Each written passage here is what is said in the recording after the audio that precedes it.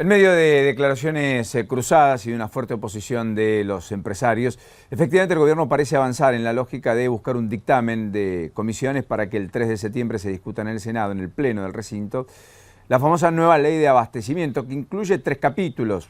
La ley de abastecimiento como tal y sus reformas, modificaciones para regular la relación entre consumidores y empresas, y particularmente también entre empresas y proveedores, la creación del fuero en materia de consumidores, un fuero federal para atender estas cuestiones, que tiene alguna resistencia, por cierto, menor, inclusive de sectores de la oposición.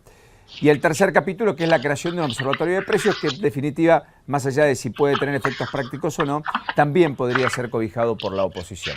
Lo que está claro es que el debate central está puesto respecto a si esta ley de dotar de mayores poderes a la Secretaría de Comercio es una ley jurídicamente válida o si todo va a terminar judicializándose por efectivamente la impronta que se le quiere dar a esa legislación, que da motivos para arbitrariedades sobradas, en perspectiva, según denuncian los empresarios, a los funcionarios de turno. Por esta en línea Máximo Fonrush, que es el presidente del Colegio de Abogados de la ciudad, a propósito de estos temas. Máximo, buen día, ¿cómo le va? ¿Qué dice? ¿Qué tal? ¿Cómo anda, Paulino? Bien, gracias. Bueno, ¿qué impresión tiene respecto a la nueva ley de abastecimiento? Es una ley que efectivamente cree que va a seguir el derrotero de la judicialización y que va a ser decretada inconstitucional, ¿o no? Y si se aprueba así y tal como está, creo que sí. La verdad que esta es una ley que, de alguna manera, lo que está haciendo se está exhumando una vieja ley, ¿no es cierto? Que es la ley esta 2680, ley de abastecimiento que había sido dictada en el año 74. Si uno lee el mensaje igual de elevación de esa ley en el 74, se aducía una gravísima crisis, una situación coyuntural de grave desabastecimiento de productos y demás. Creo que, salvo que el gobierno entienda que estamos frente a una situación similar, una ley de esas características no sería, por las medidas que involucra, no sería, tiene muchos aspectos desde el punto de constitucionales objetables, en tanto además sea con una suerte de permanencia, si es que, salvo que digamos que hay una situación de emergencia que no se dice en ningún lugar. Ahora, más allá de esos considerandos, en términos técnicos jurídicos, como está redactada, la posibilidad de, por caso, incautar mercadería sin orden judicial previa y distribuirla a la misma.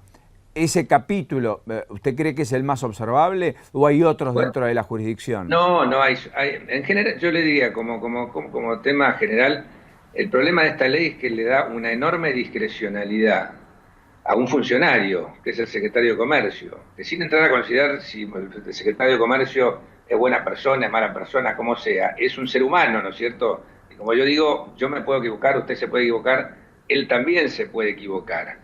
Y de una decisión que tome el secretario de Comercio puede quizás depender la vida de una empresa, que no es la vida del empresario, es la vida de los que trabajan en la empresa también, de los proveedores y de toda la cadena de valor, ¿no es cierto?, que responde a una empresa.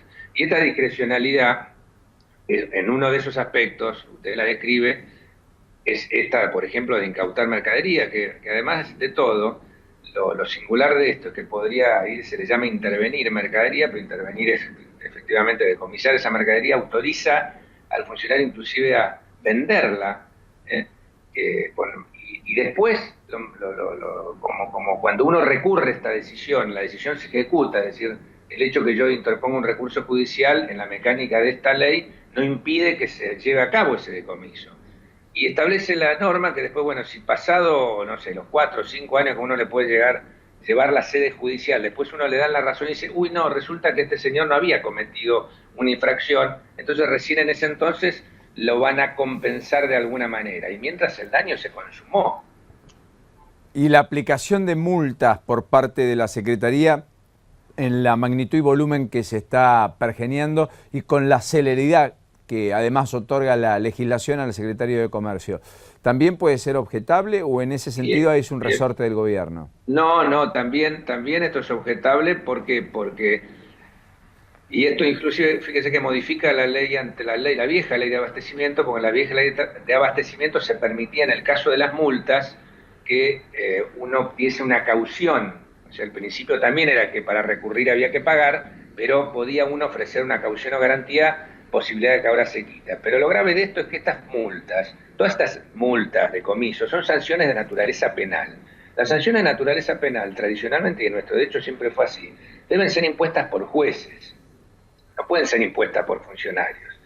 Y en el caso que lo haga la administración, se ha admitido, pero siempre y cuando se trate de un tribunal administrativo, y de los tribunales administrativos que existen, como por ejemplo el Tribunal Fiscal, son tribunales donde los miembros que los conforman deben tener dos características principales: imparcialidad e independencia. Estas dos características que se las da, que no puedan ser removidos del cargo, y que además no sean juez y parte. Usted fíjese que acá el secretario aplica la multa y además es quien la cobra. Bueno, con lo cual, digamos, más allá del margen de arbitrariedad, hay aspectos jurídicos y constitucionales que se estarían invalidando, revirtiendo, haciendo de otro modo, con lo cual, efectivamente, lo más probable es que termine en bolsillo roto, aunque naturalmente en el mientras tanto haya confusión, más tensión y probablemente resultados que no parezcan claros.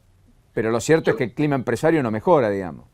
Y no mejora definitivamente, no, porque yo creo que es una gran arma de amenaza esto, básicamente. Así lo define usted, digamos, como una gran arma de amenaza. Y me parece que sí, y además, desde un punto de vista práctico, hoy, como alguno decía el otro día en el Senado, algún otro integrante de otra cámara empresaria, en el mundo los países se pelean. Nosotros competimos en el mundo con otros países que también quieren inversiones.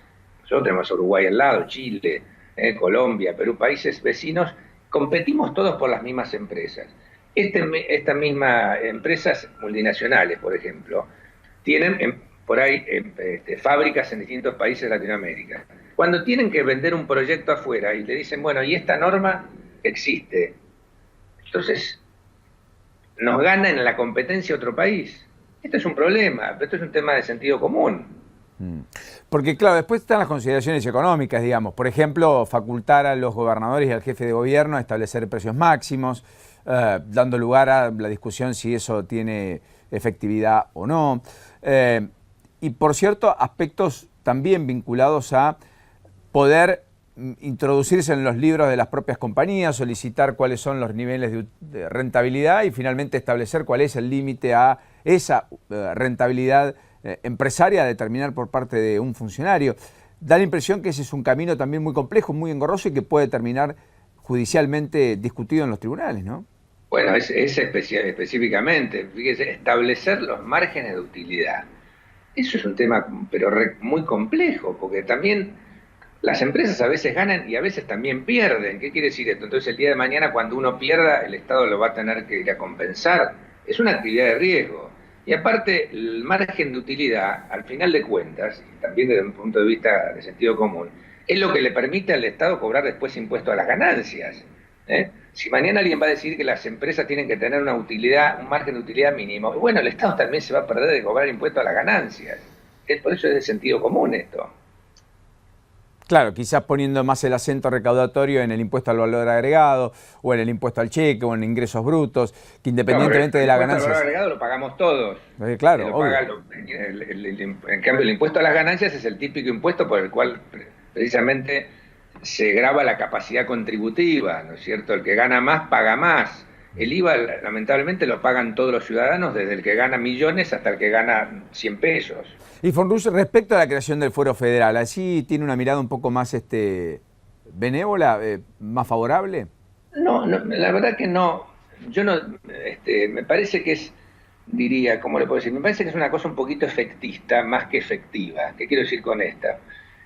Hacer esto así, a estos apurones, de crear una nueva, que por esto se va a solucionar este tema por crear un fuero especial.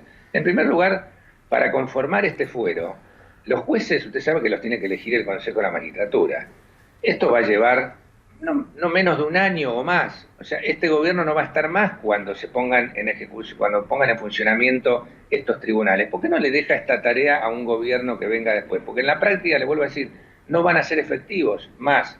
Hoy hay en la ley, del proyecto de consumidor, se crea una figura que es un auditor que podría llegar a aplicar niveles de reparación, o sea, de una empresa a un particular. La Corte ha dicho que esto no lo puede hacer un tribunal administrativo, que lo tiene que hacer la justicia. Entonces ya se van a topar con un problema. Al no existir además estos tribunales, que no van a existir hasta dentro de un tiempo muy largo, los recursos que uno pueda interponer contra las decisiones de estos auditores o de estas otras autoridades que se crean ahora, no va a haber ante quién interponer los recursos desde un punto de vista práctico. O sea, no va a poder ponerse en funcionamiento este sistema. Entonces, digo, pueden perfeccionarse los sistemas de defensa del consumidor, pero me parece que esta no es la herramienta. Es interesante el punto que usted desglosa, von Rusch, porque, digamos, va a ser efectista pero no efectiva, va a tardar mucho tiempo en aplicarse y va a generar además sanciones que están contrarias a todo el marco jurídico existente hasta aquí, por tribunales que en teoría no tendrían que tener esa competencia y que por consecuencia pueden ser luego denegados judicialmente. Sí, ojo, me refiero, esto de los tribunales nuevos son solamente para las relaciones de consumidor, ¿no? La ley de abastecimiento camina por otra vía. No, está claro. Ahí sí tiene los recursos que serán en todo caso ante la justicia contenciosa administrativa, como es ahora. Esto yo me refería al proyecto de ley de defensa de modificaciones a la ley de defensa del consumidor, que además ahí también, fíjese, vale mencionar, que también se podría haber aprovechado la oportunidad, si queremos generar mecanismos también de control de posibles,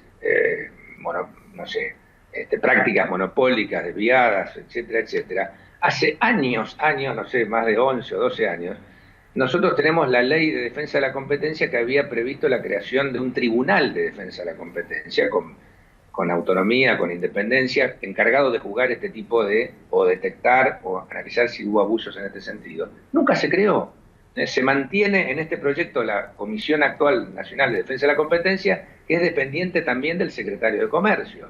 Entonces, si queremos realmente establecer mecanismos, porque se invoca a veces lo que pasa en la Unión Europea y las multas que se aplican allá, bueno, pero allá la aplican este tipo de tribunales con independencia, con autonomía. Acá los aplica la Comisión Nacional de Defensa de la Competencia, que es un tribunal que funciona, ni siquiera es un tribunal porque no tiene las dotes de independencia ni imparcialidad, y además sus decisiones dependen de lo que diga en última instancia el Secretario de Comercio. Es importante lo que marca, y esa mora tiene más de una década, efectivamente. Sí, tiene más de una década, y si queríamos crear, este es un tribunal que realmente había que crear. Bueno, de este no hablamos. Porque además, para, digamos, mejorar la competitividad de las empresas y que no haya posiciones dominantes, está la Ley de Defensa de la Competencia. Bueno, exactamente. Y luego, claro, para evitar prácticas desleales está la Ley de la Alta Comercial, digamos, que también aplica sanciones. Eso lo tenemos, por supuesto que todo es perfeccionable, pero hoy lo tenemos y la verdad que las herramientas no las estamos usando, o sea, no las hemos puesto en marcha como debían haberse puesto en marcha. Entonces las estamos descartando antes de ponerlas en verdadero funcionamiento. Máximo von Rusch, gracias por este ratito durante la mañana, ¿eh? Hasta la próxima, muy gentil. Por favor, un gusto. Ahí estaba el presidente y titular, efectivamente, del Colegio de Abogados de la Ciudad de Buenos Aires, a propósito de, supongo, un recorrido casi obvio, si es que el oficialismo impone voluntad de mayoría, en el debate tanto en el Senado como en diputados y convierte en ley lo que la Presidente intenta defender, en un intento además por pasar al frente en la iniciativa política después de aparecer muy a la reacción en cuanto a lo que llega de información, sentencias firmes por otra parte desde Nueva York en materia de deuda.